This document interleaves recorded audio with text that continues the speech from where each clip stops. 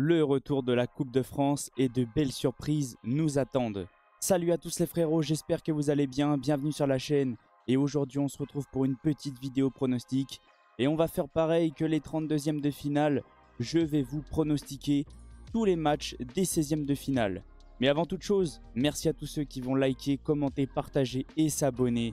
C'est grâce à vous que j'en suis là. Je vais vous expliquer avant toute chose comment je procède. Comme on peut voir, tous les matchs sont alignés, les 16e de finale. On se rapproche de plus en plus de la finale. Il y a encore plein de petits poussets. Je vais aussi vous rappeler les règles de la Coupe de France. Même moi, j'avais oublié pour ma vidéo 32e. Mais aujourd'hui, je ne vais pas l'oublier. Il n'y a plus de prolongation. C'est directement les pénaltys. On va commencer par les matchs d'aujourd'hui qui vont tous avoir lieu à 20h45. Et ensuite, on attaquera sur les matchs de demain avec Espali, Paris Saint-Germain. J'attends de voir comment ça va se dérouler parce que sincèrement, ce genre de match-là me hype énormément. Un petit pousset qui affronte le PSG. Je me mets à leur place et je pense sincèrement qu'ils vont vivre tout simplement un rêve.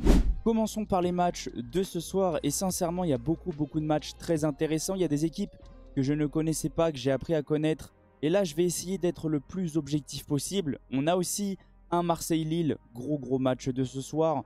Pour tous ceux qui se souviennent, le match en Ligue 1, ça s'est fini en 1 partout. Les Lillois ont mis les Marseillais en grande difficulté. Donc je pense que ça peut être un match très agréable à regarder. On va commencer par Div Cabourg, si ça se prononce bien comme ça, n'hésitez pas à me dire, qui affronte Le Puy. Et moi, sincèrement, j'arrête pas de le dire sur chaque vidéo, Le Puy est une équipe qui est très intéressante depuis quelques années en Coupe de France. Et je les vois aller loin. Je vois Le Puy s'imposer 3-1 en essayant d'être le plus objectif possible. Dunkerque est une équipe intéressante aussi en Ligue 2 cette saison. Je vois Dunkerque s'imposer 2-1. Guingamp-Sochaux, une équipe de Ligue 2 qui affronte une équipe de National. Et oui, Sochaux est actuellement en National. Sochaux, je dirais que c'est du 50-50. Des fois, ça peut être très fort, comme des fois, ils peuvent être en grande difficulté. Et je vois Guingamp s'imposer 3-2. Allez, beaucoup de buts dans ce match-là. Le Mans-Valenciennes, deux anciennes équipes de Ligue 1 qui sont actuellement en National. Je dirais que ça tourne aussi en 50-50 pour les deux équipes. Ça peut être très bien comme très mauvais. Valenciennes et même Le Mans sont capables de battre les premiers mais de perdre contre les derniers. Je ne sais pas trop comment ça se passe. Moi qui suis un petit peu la Nationale et qui suis surtout Paris 13 Atlético, je regarde Valenciennes et des fois c'est très moyen. Je ne sais pas s'il y a des supporters de Valenciennes ou de Le Mans qui vont passer sur la vidéo. N'hésitez pas à me dire si vous jouez le titre, si vous jouez le maintien. J'arrive pas trop à savoir avec ces deux équipes-là. Ça va être tendu. Ça va être un beau match de National tout simplement. Et je vois le match se finir en 1 partout. Victoire de Valenciennes, 5-3 au tir au but. Parlons maintenant de Reims-Monaco. Match 100% Ligue 1. Les Rémois sont très forts à domicile. Monaco est un peu sur une pente descendante depuis quelques matchs. C'est un peu compliqué que ça soit en Ligue 1, en Ligue des Champions ou autre. J'espère qu'ils vont réussir à se qualifier parce que la Ligue des Champions arrive très vite. Ne sont pas encore officiellement qualifiés tout simplement. Ça va être un match tendu. Je vois un match se finir en 2 partout, penalty et qualification de Monaco 4-2. Parlons maintenant de Bastia-Nice, une équipe de Ligue 2 qui est très costaud à domicile, qui reçoit Nice. Une équipe, je dirais aussi, c'est du 50-50 en Ligue 1.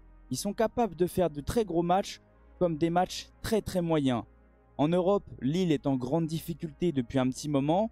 Il va y avoir une surprise et je vois Bastia éliminer Nice 2-1. Marseille-Lille, gros match. Sincèrement, gros match de Ligue 1. Deux équipes qui sont actuellement en course pour l'Europe. Deux équipes qui sont très intéressantes depuis le début de la saison.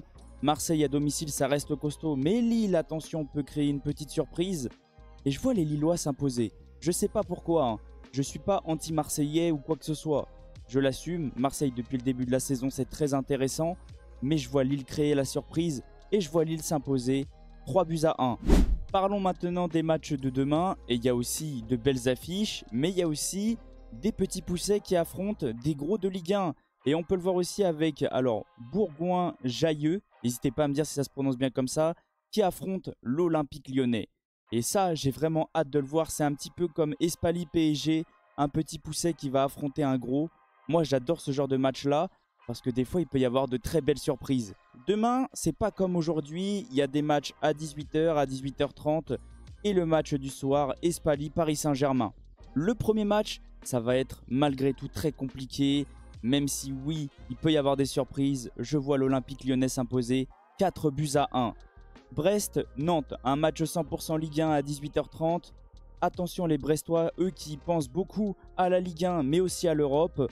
Je pense que ça peut être très compliqué et je vois les Nantais battre Brest 2-1.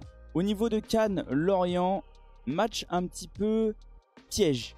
Les Lorientais se déplacent. Les Lorientais sont actuellement 2e ou 1er de Ligue 2. Ils jouent le titre avec le Paris FC. Je pense qu'ils ont beaucoup la Ligue 2 tout simplement en ligne de mire. Et peut-être que la Coupe de France, c'est juste derrière. Je pense que c'est pas non plus urgent. On le sait tous, c'est une compétition très compliquée. Chaque saison, c'est une équipe de Ligue 1 qui la remporte. Les clubs de Ligue 2 réfléchissent un peu différemment. Et attention, Cannes peut créer la surprise et je vois Cannes s'imposer 1-0. Quevilly-Angers, une équipe actuellement en difficulté aussi, Quevilly, qui commence un petit peu à régresser et à descendre, qui affronte Angers qui va un petit peu mieux depuis quelques matchs en Ligue 1.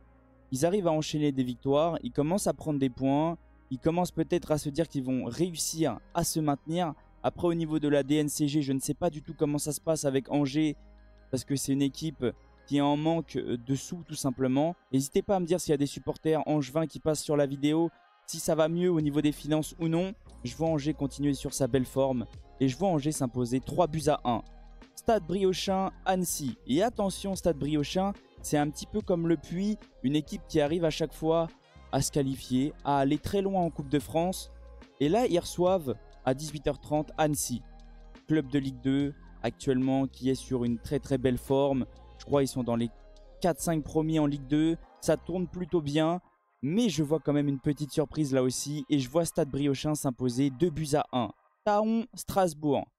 Encore une affiche avec un petit pousset qui va affronter une équipe de Ligue 1. Strasbourg, une équipe qui tourne quand même bien. Une équipe qui arrive à être plutôt intéressante depuis le début de la saison. On le sait que c'est une équipe qui a été rachetée par Chelsea, si je dis pas de bêtises. Donc les joueurs qui ne peuvent pas jouer à Chelsea sont à Strasbourg. Et depuis le début de la saison, ça tourne plutôt bien. On l'a vu quand Strasbourg est venu au Parc des Princes. C'est une équipe joueuse. C'est une équipe qui joue vers l'avant. C'est une équipe qui refuse pas le jeu. Et c'est une équipe qui marque des buts.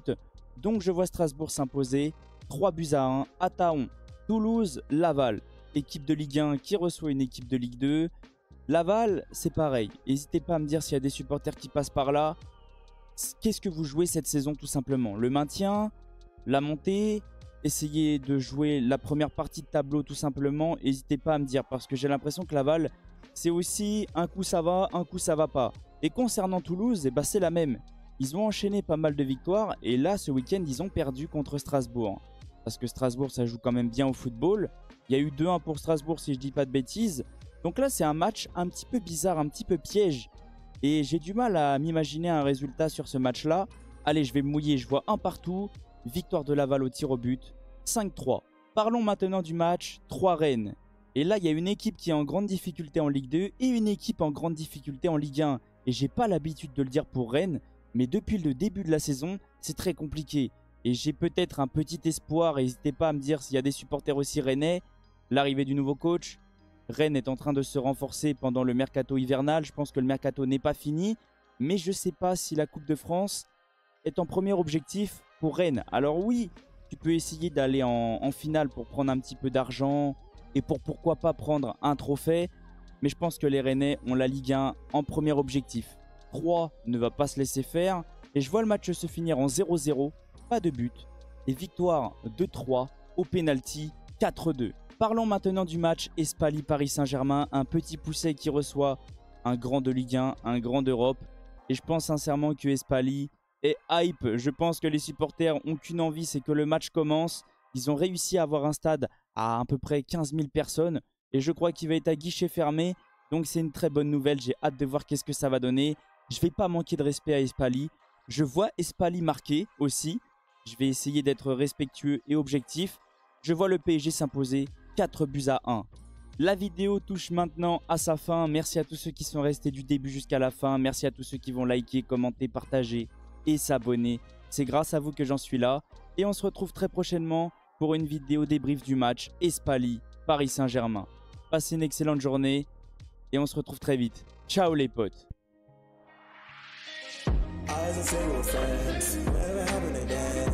I don't care if you're a man.